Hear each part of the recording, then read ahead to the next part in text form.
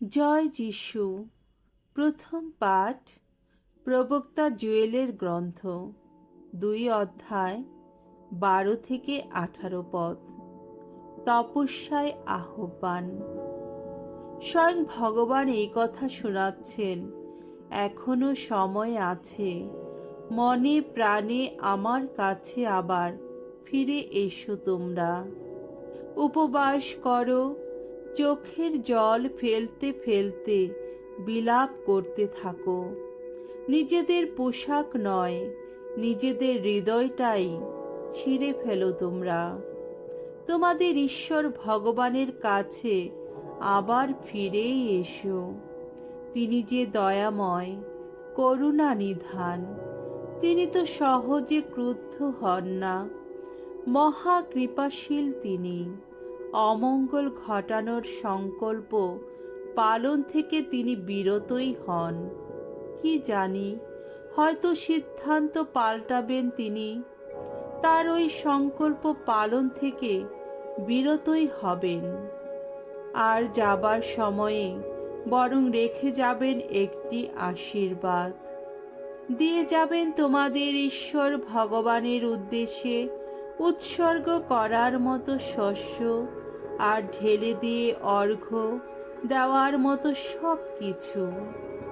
তোমরা এখন সিয়ন নগরীতে বিষাণ বাজাও, পবিত্র উপবাস পালনের আদেশ জারি করো, এক মহা সমাবেশ আহ্বান করো, জনগণকে সমবেত করো, ভক্ত মণ্ডলীর জন্যে শুদ্ধি ক্রিয়ার আয়োজন করো, বৃদ্ধদের একত্র করো, শিশুদের, এমনকি কোলের শিশুদেরও জড়ো করে আনো।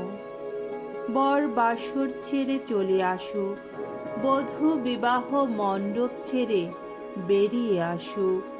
প্রবেশ গৃহ ও বেদির মাঝখানে দাঁড়িয়ে ভগবানের সেবায় তো যাজকেরা চোখের জল ফেলুক। বলুক তারা, ওগো ভগবান, তোমার আপন জাতির মানুষদের রেহাই দাও, যারা তোমারই, তাদের তুমি মানুষের নিন্দা ভাজন করে তুলো না। বিজাতীয়দের কাছে তাদের করে তুলো না অপযশের নামান্তর। দেশে দেশান্তরে লোকে কেনই বা বলবে এই কথা, কোথায় গেল ওদের ঈশ্বর? তখন ভগবান তার এই আপন দেশের মঙ্গল কামনায় ব্যাকুল হলেন। তার আপন জাতির মানুষদের দয়া করলেন তিনি। প্রভুর বাণী। ঈশ্বরকে ধন্যবাদ। সাম সঙ্গীত 51 অধ্যায় 1 থেকে 4 পদ, 10 থেকে 12 পদ ও 15 পদ। ধূপ। আমরা যে পাপী, দয়া করো প্রভু, দয়া করো। আমার প্রতি সদয় হও, ওগো ঈশ্বর, তুমি তো করুণাময়। মুছে ফেলো আমার সকল দোষ, তোমার কৃপা তো অসীম। ওগো, আমার সে অপরাধ নিঃশেষে ধুয়েই ফেলো। মোচন করো আমার সে পাপের কালিমা। আমার দোষ, আমার ত্রুটি স্বীকার করছি আমি। আমার সে পাপের কথা স্মরণে আমার রয়েছে অনুক্ষণ। তোমারই কাছে, ওগো, একমাত্র তোমারই কাছে পাপ করেছি আমি। তোমার চোখে যা অন্যায়, তাই করেছি আমি। ওগো ঈশ্বর, আমার মধ্যে রচনা করো নির্মল অন্তর। এখন এক সুদৃঢ় প্রাণ বক্ষে আমার নতুন করেই জাগিয়ে তুলো তুমি। ওগো, তোমার সামনে থেকে আমায় তুমি ফেলে দিও না দূরে। অন্তর থেকে ফিরিয়ে নিও না তোমার পুণ্য প্রেরণা। মুক্তি দানে আমাকে আবার পুলকিত করো, উদার চিত্ত দানে আমাকে সুস্থির করে তোলো। হে প্রভু, এখন অবারিত করো আমার ওষ্ঠাধর, আমার মুখ গেয়ে উঠুক তোমার শ্রুতিগান। দ্বিতীয় পাঠ করিন্থীয়দের কাছে প্রেরিত পলের দ্বিতীয় পত্র, 5 অধ্যায় 20 পদ, 6 অধ্যায় 2 পদ। তোমরা ঈশ্বরের সঙ্গে পুনর্মিলিত হও, এখন তো ঐশ্ব অনুগ্রহ লাভের সময়। প্রিয়জনেরা, তোমাদের কাছে আমরা খ্রিস্টের বাণী দূত। আসলে আমাদের কণ্ঠ দিয়ে স্বয়ং ঈশ্বরই তোমাদের কাছে তার আহ্বান জানাচ্ছেন। খ্রিস্টের নামে আমরা এখন একান্ত আবেদন জানাচ্ছি, তোমরা ঈশ্বরের সঙ্গে পুনর্মিলিত হও। যিনি নিজে কোনো পাপ করেননি, আমাদের মঙ্গলের জন্যে ঈশ্বর তাকে যেন মূর্ত পাপ করে তুলেছেন, যাতে আমরা তার সঙ্গে মিলিত হয়ে ঈশ্বরের মূর্ত ধর্মময়তা হয়ে উঠতে পারি। ঈশ্বরের সহকর্মী বলে আমরা তোমাদের এই আহ্বান জানাচ্ছি। তোমরা ঈশ্বরের যে অনুগ্রহ লাভ করেছ, এখন তা নিষ্ফল হতে দিও না। কারণ শাস্ত্রে তিনি এই কথা বলেন, অনুগ্রহ দানের সময়ে তোমার ডাকে সাড়া দিয়েছি আমি, পরিত্রাণের দিনে তোমায় সহায় হয়েছি। আর এই তো সেই অনুগ্রহ দানের সময়, এই তো সেই পরিত্রাণের দিন।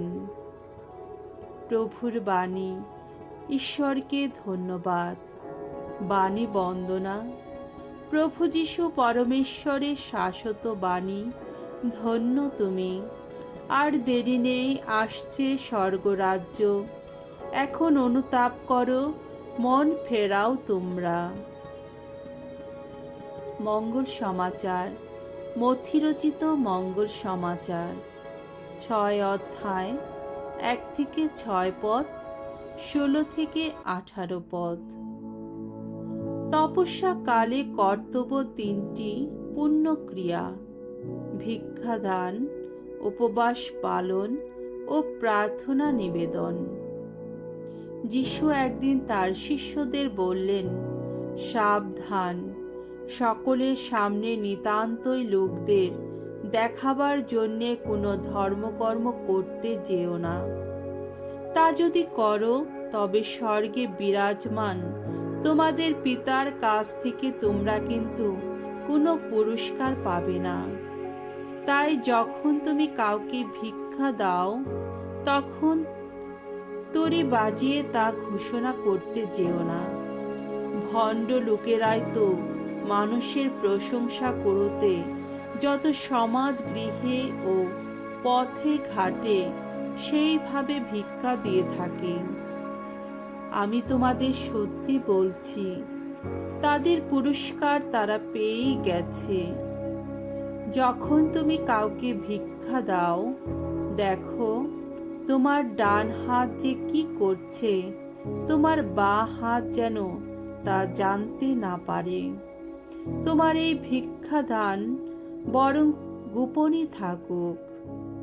তাহলে তোমার পিতা, যিনি গোপন সবকিছু দেখতে পান, তিনি তোমাকে পুরস্কৃত করবেন। তেমনি তোমরা যখন প্রার্থনা করো, তখন ভণ্ডদের মতো তা করো না। তারা যত সমাজ গৃহে আর চৌরাস্তার মোড়ে মোড়ে দাঁড়িয়ে প্রার্থনা করতে ভালোবাসে, যাতে তারা সকলের নজরে পড়ে। আমি তোমাদের সত্যি বলছি, তাদের পুরস্কার তারা পেয়েই গেছে। যখন তুমি প্রার্থনা করো, তুমি বরং তখন তোমার নিজের ঘরেই যাও, আর দরজা বন্ধ করে তোমার পিতাকে ডাকো, আড়ালে থাকেন যিনি। তাহলে তোমার পিতা, যিনি গোপন সব কিছু দেখতে পান, তিনি তোমাকে পুরস্কৃত করবেন। তোমরা যখন উপোস করো, তখন ভণ্ডদের মতো বিষণ্ণ ভাব দেখিও না। তারা যে উপোস করছে, সেটা লোকদের দেখাবার জন্যেই তো তারা মুখখানা অমন শুকনো করে রাখে। আমি তোমাদের সত্যি বলছি, তাদের পুরস্কার তারা পেয়েই গেছে। যখন তুমি উপোস করো, তুমি বরং তখন মাথায় তেল মেখো, চোখ মুখ ধুও, যাতে তুমি যে উপোস করছো মানুষ যেন তা জানতে না পারে। যেন জানতে পারেন শুধু তোমার পিতা আড়ালে থাকেন যিনি। তাহলে তোমার পিতা যিনি গোপন সব কিছু দেখতে পান, তিনি তোমাকে পুরস্কৃত করবেন। প্রভুর মঙ্গলময় বাণী। খ্রিস্ট প্রভু তোমার প্রশংসা হোক।